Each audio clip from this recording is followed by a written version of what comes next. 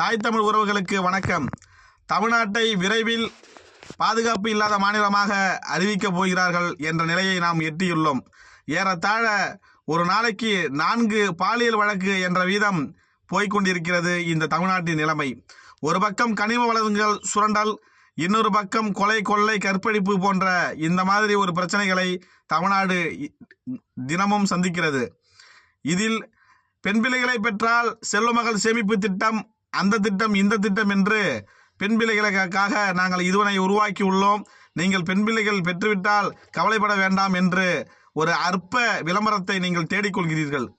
எங்களுக்கு இலவசம் வேண்டாம், நாங்கள் பெற்ற பிள்ளைகளுக்கு எங்களுக்கு சேமிக்க தெரியும், அவர்கள் எதிர்காலத்திற்கான ஒரு வாழ்வாதாரத்திற்கு என்ன செய்ய வேண்டும் என்று எங்களுக்கு தெரியும், இலவசங்களை வேண்டாம், நாங்கள் பெற்ற பிள்ளைகளுக்கு நீங்கள் பேர் வைப்பதா என்ற கேள்வியை நாங்கள் எழுப்புகிறோம்.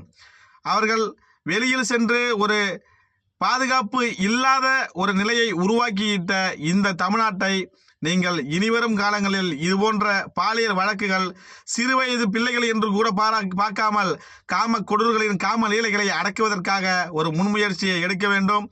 ஒட்டுமொத்த இந்தியாவே இதற்கான ஒரு சட்டங்களை நீங்கள் நிறைவேற்ற வேண்டும் என்றால் மட்டும்தான் இதுபோன்ற காம கொடூர்களின் காம லீலைகளை நீங்கள் அடக்க முடியும். ஒரு பெண் பிள்ளை இயற்கை உபாதையை கழிக்கிறதுக்கு கூட பாதுகாப்பு இல்லாமல் அவள் சென்று வருகின்றாள் என்றால் இந்த நாடு வெட்கக்கேடானது, தலைகுனிவானது என்றுதான் நாம் கருத வேண்டும். ஏறத்தாழ ஒரு நாளைக்கு 3 அல்லது 4 பாலியல் வழக்குகளை தினமும் இந்த தமிழ்நாடு சந்தித்து கொண்டிருக்கிறது. மக்களாகிய எங்களுக்கு வாழ்வாதாரம் மேம்படவும் நாங்கள் வாழ்வதற்குமான ஒரு சாத்தியக்கூறுகளை இந்த தமிழ்நாடு அரசு உருவாக்கிவிட்டால் மட்டும்தான் இனிவரும் காலங்களில் இதுபோன்ற பிரச்சனைகளை நீடிக்க ஒவ்வொரு பிரச்சனைகளையும் சந்திக்க மக்கள் பெரும் மன உணர்ச்சிக்கு ஆளாகிறார்கள்.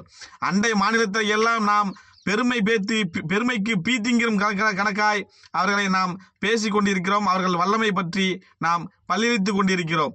ஆனால் நம் சொந்த தமிழ்நாட்டை, சொந்த மாநிலத்தை மற்றவர்கள் ஏளனப்படுத்தி காரி நம் மூஞ்சில் துப்பும் நிலைமையை எப்பொழுது நாம் மாற்றப் போகிறோம் என்று தெரியவில்லை. அண்டை மாநிலத்தில் உள்ளவன் கொண்டு வந்து பல பிரச்சனைகளை, அதாவது அவனுடைய மாநிலத்தில் கொட்டக்கூடிய கழிவுகளை கொண்டு வந்து நம்ம நாட்டில் கொட்டும் அவலம் இங்கேதான் நடந்து கொண்டிருக்கிறது.